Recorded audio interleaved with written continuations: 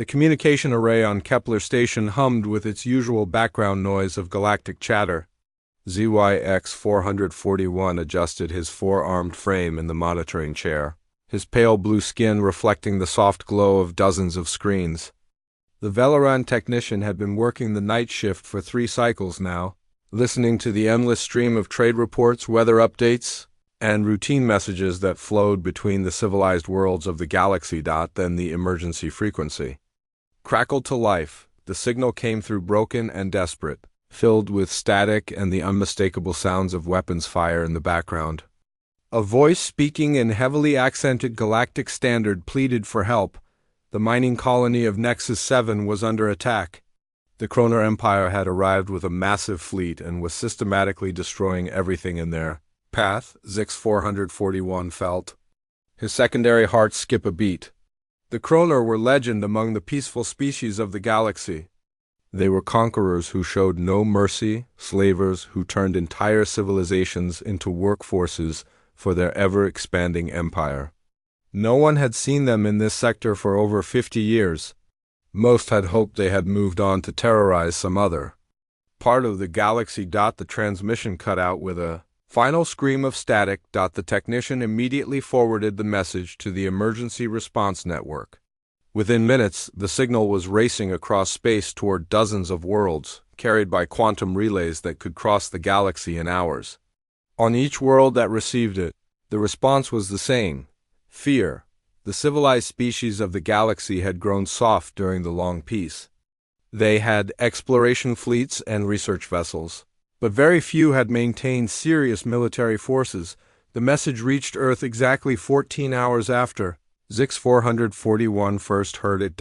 Admiral Jake Morrison was reviewing supply reports in his office at Strategic Command when the priority alert flashed across his screen.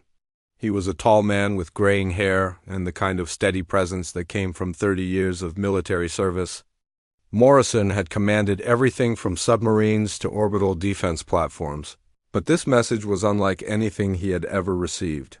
The communication came from Commander Lisa Hayes aboard the exploration vessel UES Horizon. She was stationed near the edge of Velaran space as part of humanity's ongoing diplomatic mission. Her voice was tense as she explained what the aliens had told her. Multiple species were requesting immediate assistance against the Kroner fleet. 3 worlds had already been destroyed in the past week. The attacks were systematic and brutal. Morrison stood up and walked to the window overlooking the Colorado mountains. Earth had only been part of the galactic community for 20 years. In that time, the alien species had been generous with their knowledge and technology. They had helped humanity develop faster-than-light travel, advanced medical techniques, and clean energy systems. They had asked for nothing in return except friendship and cooperation. Now they were asking for help, and Morrison knew that Earth was the only world in the sector with a real military force. Within an hour, the Earth Defense Council had been called into emergency session. President Catherine Webb sat at the head of the table in the Situation Room beneath the White House. Around her sat the most senior military and civilian leaders on the planet. General Carl Johnson commanded the ground forces. Admiral Morrison led the space fleet. Secretary of Defense Robert Kim handled logistics and supply. The holographic display in the center of the room showed the current situation. Red markers indicated the worlds that had already fallen to the Kroner. Yellow markers showed the colonies that were currently under attack. Green markers represented the surviving worlds that were calling for help. The display painted a clear picture of systematic conquest moving steadily toward the core worlds of the galactic civilization. President Webb listened to the intelligence reports with growing concern. The Kroner Empire was not just raiding or demanding tribute. They were completely destroying the infrastructure of every world they conquered. Entire populations were being loaded onto slave ships. Ancient cities were being reduced to rubble. This was not war in any civilized sense. This was genocide. General Johnson spoke first. His voice was grim as he outlined the military situation. The Kroner fleet was estimated at over 300 vessels of various sizes. They had advanced weapons and shields. Most importantly, they had experience. The Kroner military had been conquering worlds for centuries. They knew how to coordinate massive fleet operations and planetary assaults. Admiral Morrison presented the human response options. Earth had been building its space fleet steadily since first contact with the aliens. The Shock Fleet represented the most advanced warships humanity had ever constructed. They incorporated the best of human engineering with alien technology. The fleet included the flagship UES Vengeance, 6 heavy cruisers, 12 destroyers, and 2 carrier vessels loaded with fighter craft. It was impressive by human standards, but it was a fraction of the size of the Kroner Armada. Secretary Kim raised the obvious question. Why should Earth risk its entire space fleet to help aliens, who were essentially strangers? Humanity had its own problems. The colonies on Mars and Europa were still developing. The asteroid mining operations needed protection.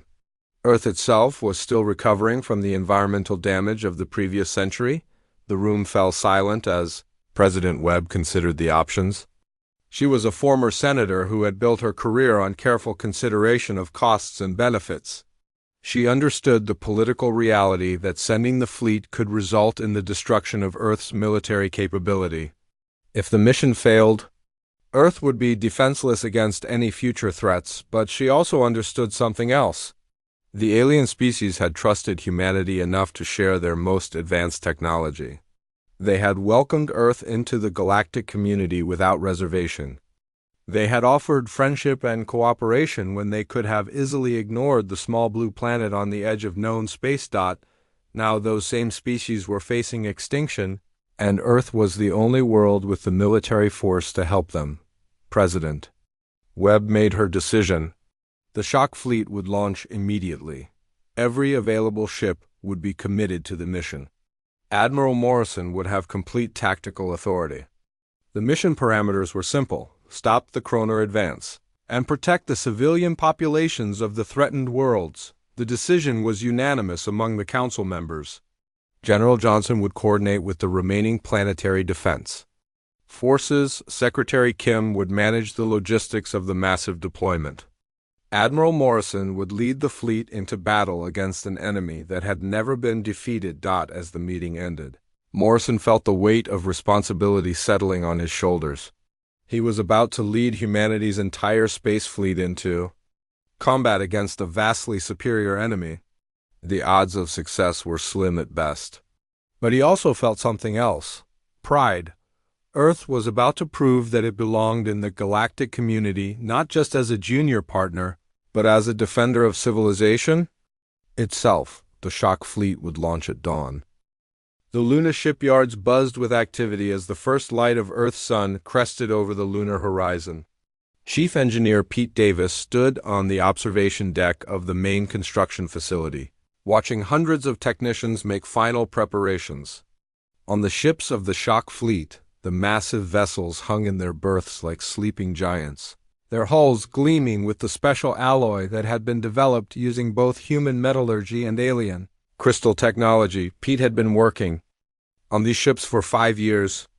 Each one represented the best of human engineering combined with the most advanced alien science that Earth had access to. The armor plating could withstand the vacuum of space and temperatures that would instantly kill most alien species. The shield generators used quantum field technology that the peaceful aliens had shared freely, but the humans had modified them to work under combat conditions that their original designers had never imagined. The flagship UES Vengeance dominated the central berth. She was 800 meters long and bristled with weapon systems that could destroy a small moon. Her captain, Danny Rodriguez, was already aboard conducting final systems checks. Rodriguez was a veteran of the asteroid wars who had earned his reputation fighting pirates in the outer system. He was exactly the kind of officer who could take a ship into impossible odds and bring his crew home alive. On the bridge of the Vengeance, Rodriguez addressed his senior staff. Lieutenant Commander Amy Foster stood at the tactical station, her fingers dancing over the weapon control systems. She had graduated top of her class from the Naval Academy and had spent the last 3 years training specifically for deep space combat. Dr. Helen Parker, the ship's chief medical officer, was reviewing casualty protocols that she hoped she would never need to use. Rodriguez looked at each of his officers in turn. These were volunteers, every one of them. When the call had gone out for crew members for the Shock Fleet mission, over 50,000 people had applied for the 12,000 available positions. The selection process had been brutal. Only the best of the best had made it through the psychological evaluations, physical conditioning, and technical training required for deep space warfare. The captain's voice was steady as he explained the mission to his crew. They were not just fighting for Earth, but for the principle that civilized species should protect each other from tyranny. The Kroner Empire had built their power on the suffering of others. They had turned entire civilizations into slave labor. They had destroyed worlds just to prove their strength. Now they were threatening the peaceful aliens who had welcomed humanity into the galactic community. The crew responded with a determination that surprised even Rodriguez. These men and women had grown up on a world where survival required constant adaptation. They had evolved on a planet where natural disasters, predators, and disease had shaped their ancestors into fighters. The idea of backing down from a challenge was foreign to them, even when that challenge seemed impossible. While the final preparations continued at Luna shipyards, a very different meeting was taking place on the Velaran homeworld. Ambassador Trell 339 stood before the assembled representatives of the Galactic Defense Coalition in the crystal chamber that served as their meeting hall. The alien diplomat's translator device struggled to convey the urgency in his voice as he tried to explain what the humans were planning. The coalition representatives came from dozens of species, each with their own concerns about the Kroner threat. The Altarians had already lost 2 colonies to the advancing enemy fleet. The Centaurians were evacuating their outer settlements. The Rigelians had withdrawn their exploration vessels to protect their home system. All of them were looking for someone else to solve their problem. Trell 339 argued that the humans had consistently exceeded expectations since first contact. They had adapted to galactic technology faster than any species in recorded history. They had shown remarkable creativity in solving problems that had stumped alien scientists for generations. Most importantly, they had shown a willingness to take risks that other species found incomprehensible, but the coalition representatives remained skeptical. The humans were newcomers to the galaxy. They had no experience with threats like the Kroner Empire. Their ships were impressive by the standards of a single world, but they were vastly outnumbered. The mathematical analysis showed that the human fleet had less than a 5% chance of success against the Kroner Armada. What the aliens did not understand was that humans had never been particularly concerned with mathematical analysis.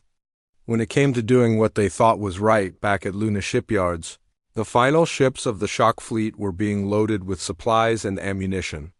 Colonel Frank Martin supervised the loading of the Marine contingent aboard the assault carriers.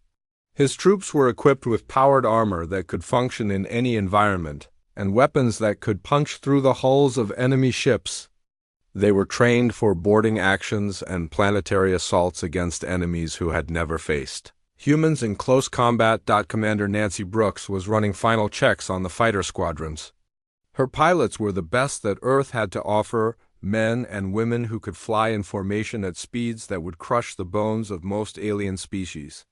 Their fighters were small and fast, designed to exploit the human ability to function under extreme acceleration. Each pilot had trained for years to master the art of three-dimensional combat in the vacuum of space. The alien monitoring stations throughout the galaxy tracked the human fleet as it prepared to launch. Most species sent messages of support and encouragement, but privately many believed they were watching the final preparations for a suicide mission. The humans seemed to understand the odds they were facing, but they showed no signs of reconsidering their decision. Admiral Morrison stood on the bridge of the Vengeance as the final countdown began. Around him, the crew worked with quiet efficiency, each person focused on their specific responsibilities. The ship's engines came online with a deep thrumming that could be felt through the deck plates. The other ships of the fleet reported ready status one by one. The jump to hyperspace was scheduled for exactly 47 minutes after dawn. The destination was the Altair system, where the Kroner had established a forward base after destroying the mining colonies there. It would be humanity's first real test against an enemy that had conquered civilizations across the galaxy. As the fleet entered hyperspace, alien observers throughout the galaxy watched the departure with mixed emotions. Some prayed to their various deities for the success of the human mission. Others began making preparations for the inevitable expansion of the Kroner Empire toward their own worlds. All of them understood that they were witnessing a moment that would define the future of galactic civilization. The Deathworlders were going to war. The Altair system appeared on the main screen of the UES Vengeance as the human fleet dropped out of hyperspace. Admiral Morrison stood behind Captain Rodriguez on the bridge, studying the tactical display that showed the devastation the Kroner had left behind. 3 planets that had once supported thriving mining colonies were now nothing but scorched rocks floating in space. Debris fields marked where defensive stations had tried to make a stand. Lieutenant Commander Foster's voice was tight with controlled anger as she reported the sensor readings. The Kroner had not been content with simply conquering the system. They had systematically destroyed every structure, every ship, every sign that intelligent life had ever existed there. The few surviving escape pods they detected were empty, their occupants long since taken as slaves or killed for sport. Rodriguez felt his jaw clench as he looked at the destruction. He had seen combat before, but this was different. This was not war as humans understood it. This was extermination carried out with methodical precision. The Kroner had turned genocide into an art form, and they had been practicing it for centuries. The first contact came sooner than expected. A patrol of 6 Kroner vessels appeared on the edge of the system, their dark hulls nearly invisible against the blackness of space. They were sleek predators designed for hunting down fleeing civilian ships. Their weapons were powerful enough to destroy anything that the peaceful aliens could build, but they had never faced ships designed by a species that had spent its entire history fighting. Captain Matt Williams commanded the destroyer UE's Thunder, one of the fastest ships in the human fleet. His orders were simple: engage the enemy patrol and gather intelligence about their capabilities. Williams had been born on Mars during the early colonial period, when equipment failures could kill an entire settlement. He understood that information was often more valuable than weapons. The Thunder accelerated toward the Kroner patrol at a speed that would have been impossible for most alien crews to survive.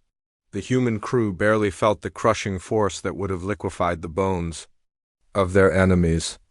Williams watched the tactical display as his ship closed the distance, noting how the Kroner vessels moved in predictable formations that suggested centuries of fighting against enemies who could not fight back. The first exchange of fire lasted less than 30 seconds. The Kroner plasma cannons were impressive weapons that could melt through the hulls of most ships in the galaxy. But the Thunder's armor had been designed to withstand the heat of atmospheric entry and the crushing pressure of deep ocean trenches. The enemy weapons left glowing scars on the hull but failed to penetrate the inner compartments. Williams' return fire was devastating. Human weapons had been designed with one principle in mind: if something needed to be destroyed, use overwhelming force to make sure it stayed destroyed. The Thunder's main guns fired projectiles at a significant fraction of light speed, backed by targeting systems that could track multiple moving objects simultaneously. The lead Kroner vessel simply disintegrated under the impact. The other enemy ships tried to scatter, but they were too slow. The human destroyer moved like a predator that had evolved to hunt in 3 dimensions. Williams coordinated his attack with the cold precision of someone who had learned to fight in the asteroid belt, where a single mistake meant death. Within minutes, 5 of the 6 Kroner vessels were debris fields. The 6th was disabled and drifting. Admiral Morrison watched the engagement from the bridge of the Vengeance with growing satisfaction. The enemy ships were impressive by the standards of civilizations that had known only peace, but they were completely unprepared for the tactics that humans had developed during centuries of warfare. The Kroner had grown soft fighting enemies. who surrendered at the first sign of serious resistance. The battle was far from over. Long-range sensors detected a much larger Kroner force approaching from the inner system. War Commander Vex Kaller had been overseeing the systematic destruction of the remaining infrastructure when the reports of human ships reached him. He had commanded the conquest of dozens of worlds and had never encountered serious resistance. Vex Kaller's flagship was a massive dreadnought that had been designed to intimidate civilizations into surrender. It was accompanied by 30 smaller vessels, each one larger than the human destroyer that had just destroyed his patrol. The Kroner commander felt confident that these strange aliens would flee once they saw the true power of the Empire. He was wrong. Captain Rodriguez received Admiral Morrison's orders with grim satisfaction. The human fleet would not retreat. Instead, they would use the mobility advantage that their crew's superior physical conditioning gave them. The plan was simple: hit the enemy hard and fast, then disappear before they could coordinate a response. The UES Vengeance led the attack, her massive bulk moving with surprising grace as Rodriguez pushed the ship to its limits. The crew worked with practiced efficiency, each person focused on their specific task. Dr. Parker had prepared the medical bay for casualties, but she noticed that the wounded crew members she treated refused to leave their posts unless they were physically unable to continue fighting. Lieutenant Commander Foster coordinated the attack with the skill of someone who had spent years studying three-dimensional combat. Her targeting systems locked onto the enemy flagship, while the other human ships engaged the escort vessels. The Kroner had never faced an enemy that could coordinate complex maneuvers while under fire. The battle was fierce, but brief. The Kroner weapons were powerful, but they had been designed for destroying stationary targets like orbital platforms and city centers. The human ships moved constantly, using their superior acceleration to avoid the worst of the enemy fire. When the Kroner tried to form defensive formations, the humans simply changed tactics and attacked from a different angle. War Commander Vex Kaller watched in growing disbelief as his fleet was systematically destroyed. These humans fought like nothing he had ever encountered. They did not retreat when their ships were damaged. They did not surrender when faced with superior numbers. Instead, they became more aggressive, pressing their attacks with a ferocity that seemed to increase as the battle continued. The Kroner flagship shuddered under a direct hit from the Vengeance's main guns. Vex Kaller felt something he had not experienced in decades of conquest: fear. These aliens were not just fighting back. They were winning. The bridge around him filled with smoke as secondary explosions rocked the ship. The engagement ended when Foster's targeting systems found a weak point in the enemy flagship's armor. The massive ship broke apart in a cascade of explosions that lit up the space around it. The surviving Kroner vessels fled deeper into the system, leaving behind the wreckage of what had once been considered an unstoppable force. Admiral Morrison surveyed the battlefield with satisfaction. But he knew this was only the beginning. Intelligence data recovered from the destroyed ships revealed that the main Kroner armada was still intact.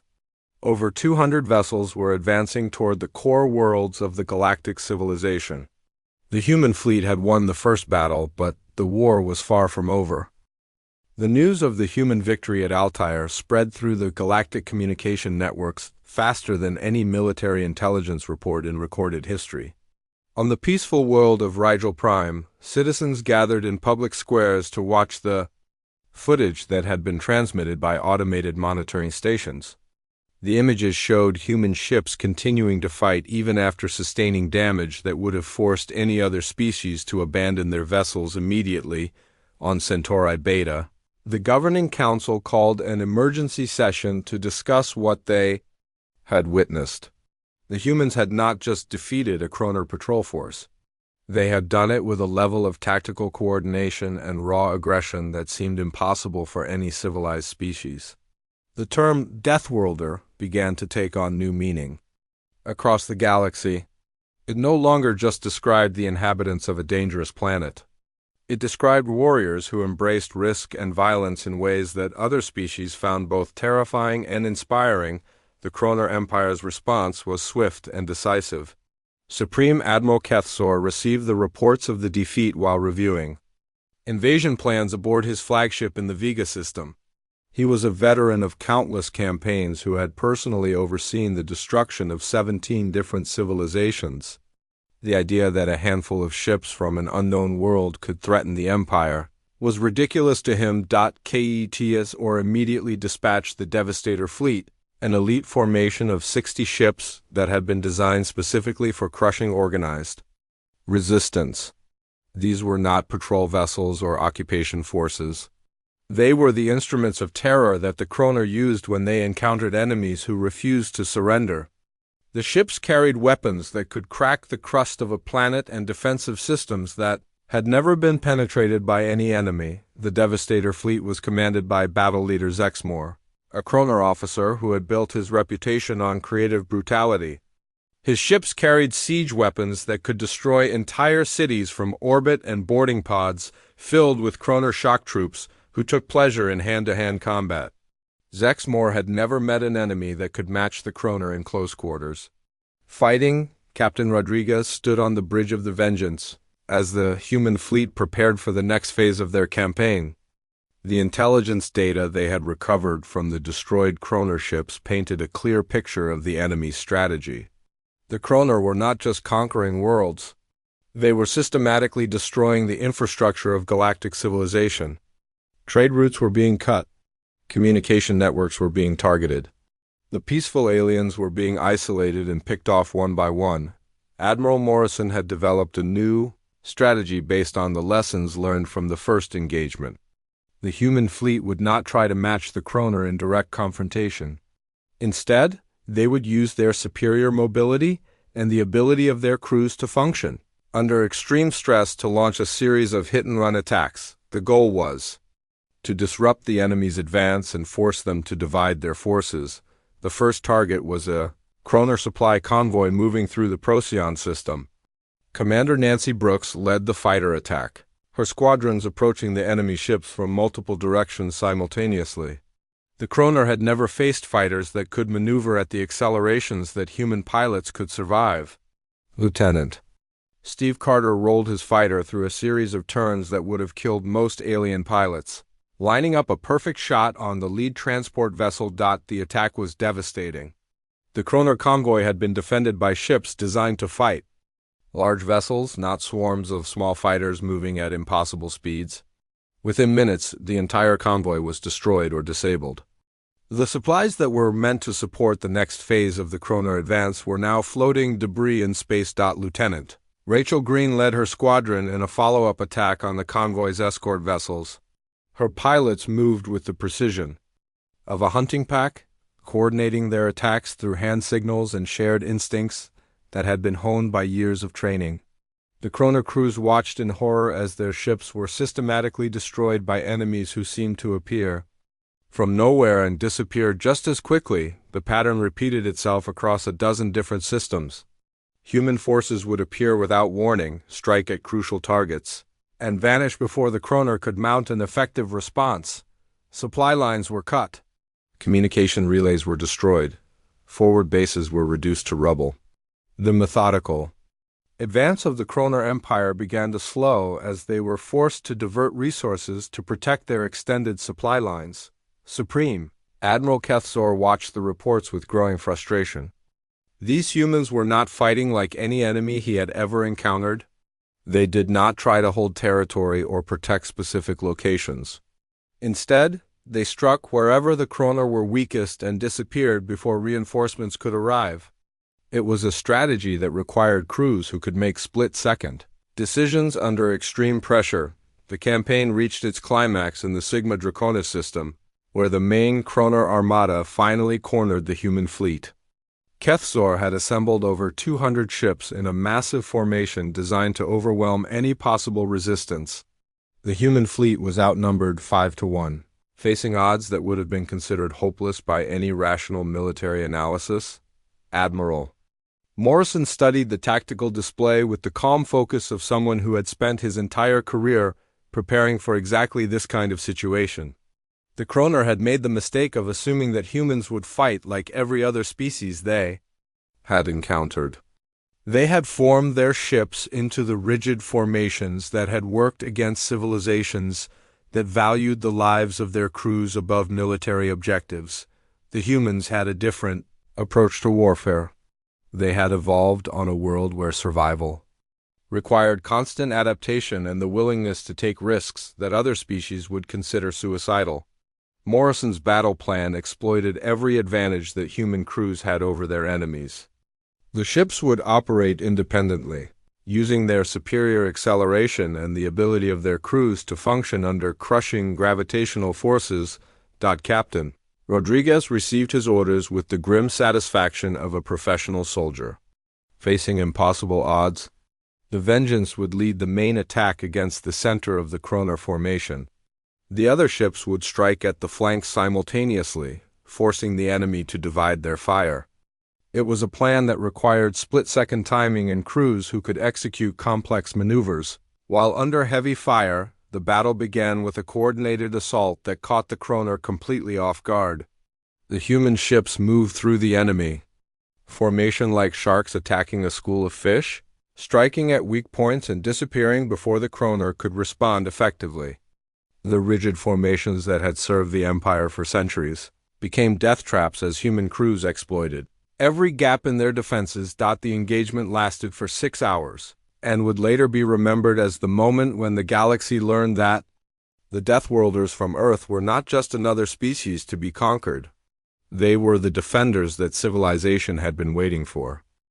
The final confrontation between the human fleet and the Kroner Empire took place in the Vega system, where Supreme Admiral Kethzor had gathered the last remnants of his forces for one desperate attempt to salvage victory from the disaster that his campaign had become.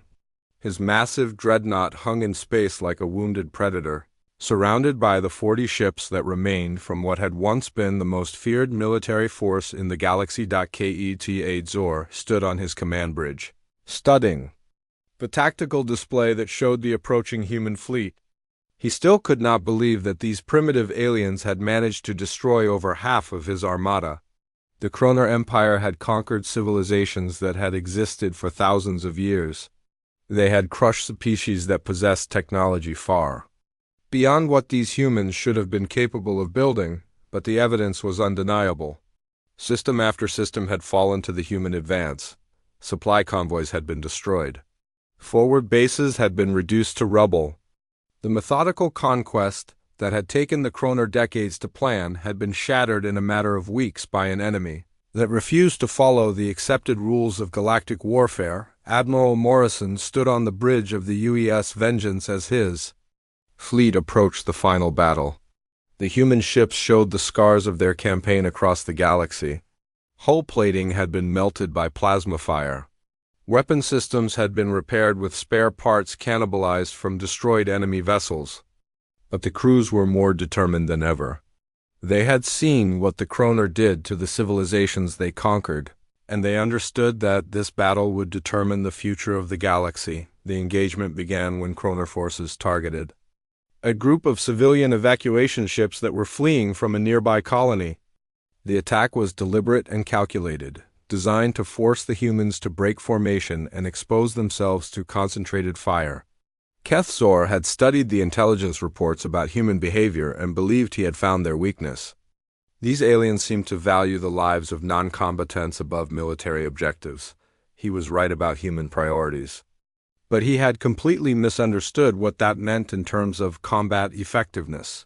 Captain Rodriguez felt something cold and dangerous settle in his chest as he watched the Kroner weapons reach out toward the defenseless transports. Every human in the fleet had the same reaction. The protective instincts that evolution had built into their species over millions of years of surviving on a hostile world suddenly focused on a single objective. The creatures threatening the innocent had to be stopped, regardless of the cost. The human response was immediate and overwhelming. Every ship in the fleet abandoned their careful tactical formations and charged directly at the Kroner battle line.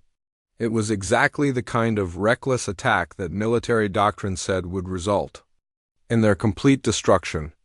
The Kroner had superior numbers, heavier weapons, and stronger defensive systems, What they did not have was crews who had evolved to fight. As a pack when their family was threatened, Lieutenant Commander Foster coordinated the targeting systems with deadly precision as the Vengeance led the charge into the heart of the enemy formation. Her fingers moved across the weapon controls with the speed and accuracy of someone who had trained for this moment her entire life. The ship's main guns fired continuously, each shot guided by targeting computers that had been designed to track objects moving at significant fractions of light speed. Chief Engineer Pete Davis worked frantically to keep the ship's systems operational as chronoplasma fire washed over the hull. The Vengeance shuddered under impacts that would have destroyed most vessels in the galaxy, but the ship had been built by people who understood that sometimes you had to keep fighting even when everything was falling apart around you. Davis rerouted power through damaged systems and bypassed, destroyed components with the skill of someone who had learned to fix things under pressure. Dr. Helen Parker performed surgery in the medical bay, while the ship bucked and rolled under enemy fire. Her patients were crew members who had been wounded but refused to leave their posts until they were physically unable to continue fighting.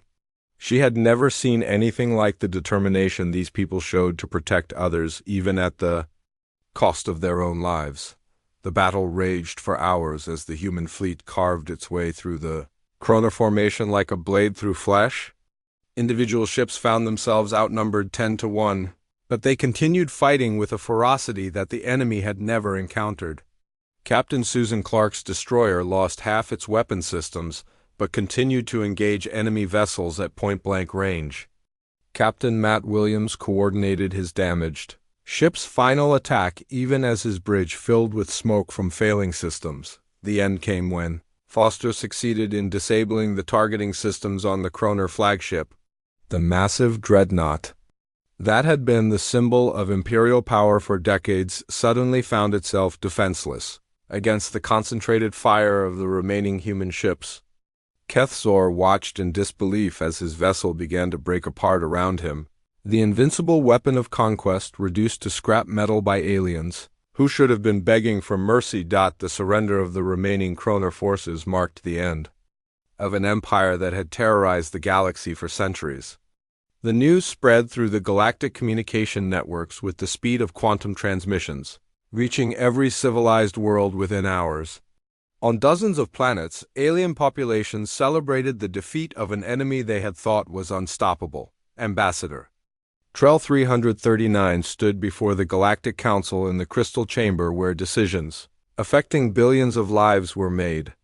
His translator device carried his words to representatives from every species in the known galaxy as he proposed that Earth be granted full membership in the galactic community and a permanent seat on the Defense Committee. The proposal was not just about recognition of human military capabilities. It was about acknowledging that these Deathworlders had demonstrated the kind of moral courage that civilization needed to survive. The vote was unanimous. Even species that had never heard of Earth before the Kroner crisis voted to welcome humanity as full partners in galactic civilization. The humans had proven that they were willing to risk everything to protect strangers, and that was exactly the kind of species that the galaxy needed as guardians. Admiral Morrison returned to Earth aboard the damaged but victorious Vengeance. President Catherine Webb met him at the orbital platform, along with millions of citizens who had gathered to welcome home the fleet that had changed their world's place in the universe forever. The crowds cheered as the battered ships docked. But Morrison knew that the real celebration was not about military victory. It was about what that victory represented. Humanity was no longer an isolated species struggling to understand their place among the stars. They had become the defenders of galactic civilization, the Deathworlders who answered the call when others could not. The responsibility was enormous, but so was the opportunity to build a future where a peaceful species could thrive without fear of conquest. The galaxy had learned that when civilization was threatened, the humans would always respond with everything they had.